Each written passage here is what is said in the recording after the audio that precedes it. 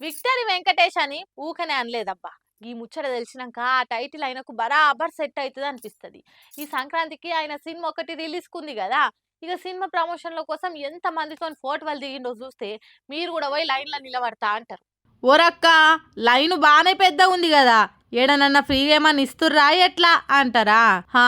అవును, కాకుంటే అవి ఫోటోలు. ఇంతకు ఎవరు ఇస్తురా ఫోటోలు, మంది ఇంతుర్రు అని ఆడికి ఆగిపోకుండా జర ముందుకు పోయి చూద్దాం రారి. ఓహో, మన వెంకీ మామ మళ్ళీ ఎందుకు గింతగానం మంది గిట్ల నిలబడ్డారు అనుకుంటుర్రా? ఇంకెందుకు, అడగానొస్తుంది కదా, అందరు పోయి వెంకీ మామ పక్కకు నిలబడి ఎట్లా పోజులు ఇస్తుర్రు.